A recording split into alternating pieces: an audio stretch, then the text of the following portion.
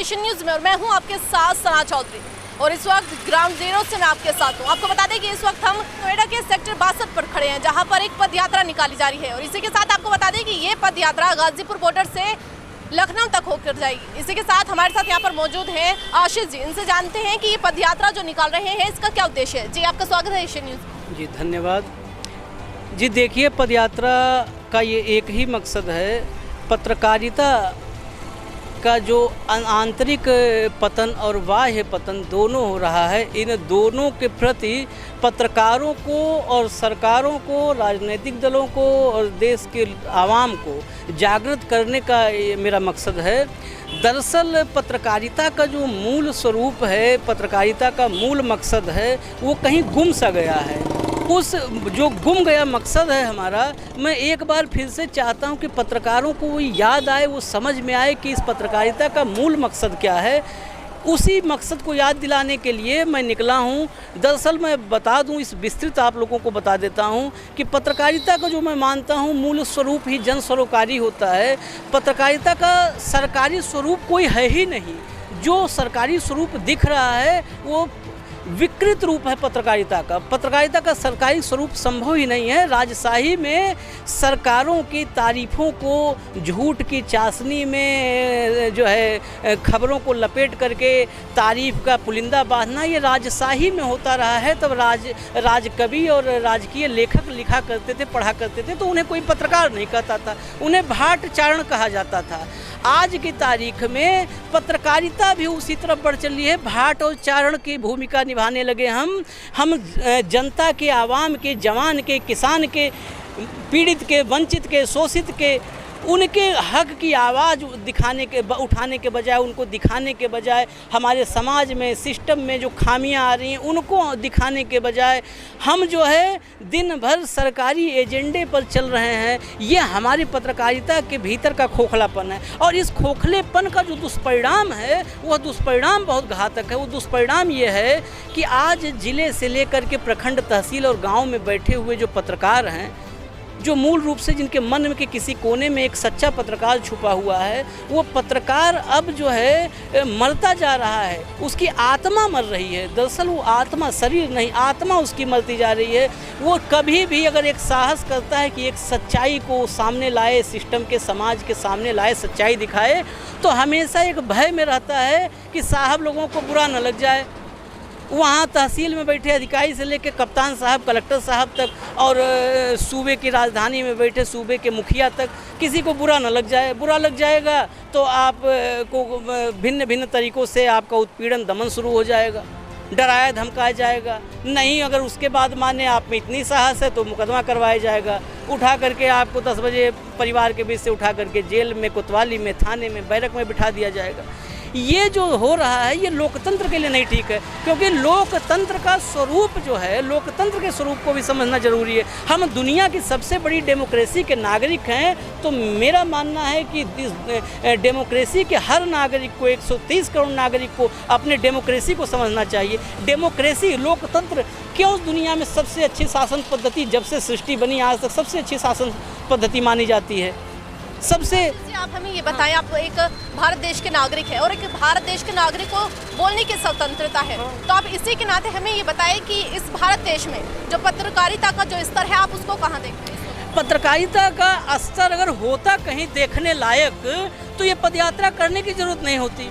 देखने लायक स्तर नहीं है, इसीलिए इस पदयात्रा की ज़रूरत मेरे मन में व्यक्तिगत रूप से मुझे लगा कि कुछ करना चाहिए जागृति के लिए। पत्रकारिता में ये आशीष चित्रांशी की यात्रा नहीं है।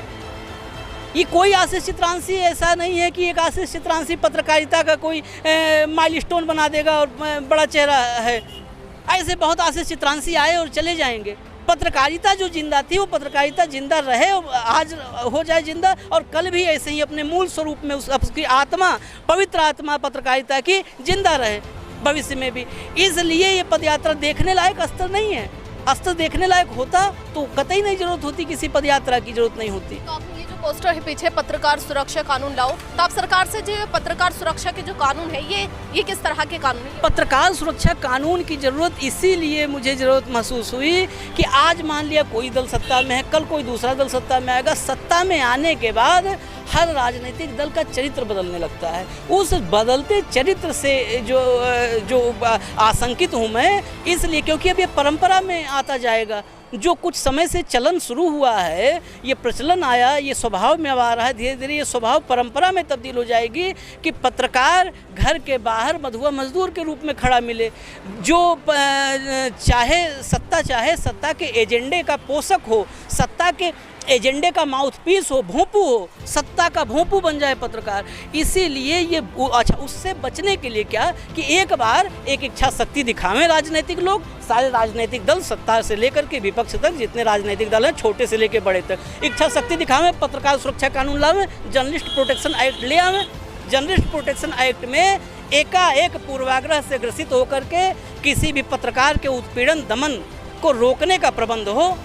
उसमें ये नहीं है कि आप तत्काल 1 मिनट में FIR कर दिए, उठा के ले आए। आप नोटिस जारी करो, पड़ताल करो, जांच करो, सच्चाई सामने लाओ। ठीक है, कोई गलत पत्रकार, आपका जो ये कहना है कि पत्रकार पे FIR कर देते हैं, ठीक है, आप वृद्धा भाषा का भी यूज करते हैं, बहुत अत्याचार किया जा रहा है, तो आप ये बताएं कि आप ये किस पर निशाना साधते हुए बता रहे हैं? इस सरकार पर, ये जो अब सत्ता में, स्वाभाविक है, जो सत्ता में होता है जिम्मेदार वही। यही चीज़ तो सुनना नहीं चाहते सत्ता में बैठे लोग। अगर जिम्मेदारी सत्ता में कोई भी है तो सवाल किससे? सत्ता से ही। डेमोक्रेसी की यही तो खूबसूरती है, सवाल हमेशा सत्ता से होता है। जो भी सत्ता में, आज कोई है कल कोई और होगा, आज जो है वही कल हो, इससे कोई परहेज नहीं है। सवाल सत्ता से ही होता है डेमोक्रेसी में। आवाम किसको, जिसको चुनी है उसी से पूछेगी ना।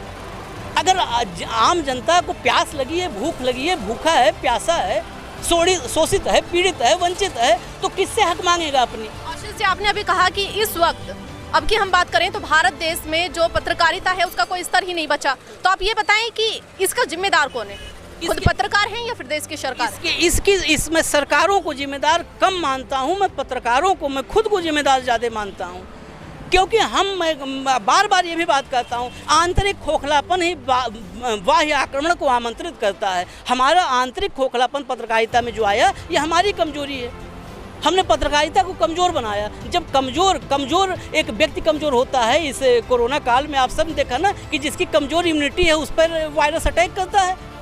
तो अगर हमारा इम्यून सिस्टम, पत्रकारिता का, जर्नलिज्म का इम्यून सिस्टम कमज़ोर हुआ है, तो इम्यून सिस्टम कमज़ोर होने के लिए, करने के लिए हम जिम्मेदार हैं ना। हमने अपनी पत्रकारिता को पोषक भोजन नहीं दिया, हमने उसका सही पोषण, सही न्यूट्रिशन नहीं किया पत्रकारिता का। हमने अगर सही न्यूट्रिशन पत्रकारिता का सही पोषण किया होता तो पत्रकारिता कमज़ोर नहीं होती, पत्रकारिता का इम्यून सिस्टम कमज़ोर नहीं होता कि कोई भी वायरस या कोई भी अटैक पत्रकारिता पर हो जाए। इसलिए सबसे ज़्यादा जिम्मेदारी मैं मानता हूँ स्वयं हम लोगों की है, पत्रकारों की है। आशीष जी, ये जो आप पदयात्रा निकाल रहे हैं, ये देखने से ही पता चलता है कि पत्रकारों के जो लाभ के लिए है, पत्रकारों को सुरक्षा कानून मिले। तो आप हमें ये बताएं कि आपके पीछे हमें ज़्यादा पत्रकार तो दिख नहीं रहे, तो आप जो पत्रकार यहाँ पर नहीं मौजूद हैं, जो पत्रकार आपके इस पदयात्रा में हिस्सा नहीं ले रहे हैं, उन पत्रकारों से क्या कहेंगे? किसी पत्रकार को ये ज़रूरी नहीं है कि वो भीड़ में शामिल हो, मेरे साथ चले तो वो मेरे साथ है। सबसे पहले मैं यहाँ पे यही बताना चाहता हूँ, पत्रकारिता को, जो मैं बार बार कहता हूँ, पत्रकारिता को समझें। पत्रकारिता कोई व्यक्ति है ही नहीं है। सड़क पर व्यक्ति दिखता है, पत्रकारिता व्यक्ति नहीं है, पत्रकारिता विचार है। विचार सड़कों पर नहीं दिखता है, विचार है। इसीलिए मैं कहता हूँ, और विचार भीड़ नहीं होती। इसलिए मैं चल रहा हूँ तो ये मैं आशीष चित्रांशी नहीं चल रहा है, पत्रकारिता के विचार चल रहे हैं, विचारों को लेकर के मैं चल रहा हूँ। और इन विचारों को घर बैठ कर के आप जैसे युवा, आप जैसे जो युवा पत्रकार पत्रकारिता में आ रहे हैं, वो पत्रकारिता को जीना सीखें, ईमानदार पत्रकारिता करना सीखेंगे। पत्रकारिता ऑटोमेटिक, ये ऑटो सिस्टम, मतलब स्वतः चालित हो जाएगा, पत्रकारिता मजबूत होने लगेगी। आशीष जी, हमें बताएं, आप गाजीपुर से पैदल चलते हुए अब इस वक्त ग्रेटर नोएडा के सेक्टर 62 पर पहुंच चुके हैं और आगे भी आपका लखनऊ जाने तक का प्लान है। तो आप हमें बताएं कि आपकी जो मेहनत है, जो पत्रकारिता सुरक्षा को लेकर जो कानून से मांग है, तो क्या सरकार इस पर संज्ञान लेगी? देखिए, नतीजे को सोच करके कभी भी आप कोई काम करते हैं, सबसे बड़ी बात एक अभी आपने पूछा, इसका मैं थोड़ा जिस दर्शन का आदमी हूँ उस दर्शन से ही जवाब दे दूँ। निरपेक्ष भाव से होकर के अगर कोई कार्य किया जाए ना, निरपेक्ष होकर के, तो आप अपने आप ही आपको सफलता का आभास होने लगता है। निरपेक्ष होना इसलिए ज़रूरी है, मैं चला उससे पहले मैं नतीजे के बारे में सोचने लगूं कि इसका परिणाम क्या होगा, सफलता मिलेगी, सरकार सुनेगी, नहीं सुनेगी।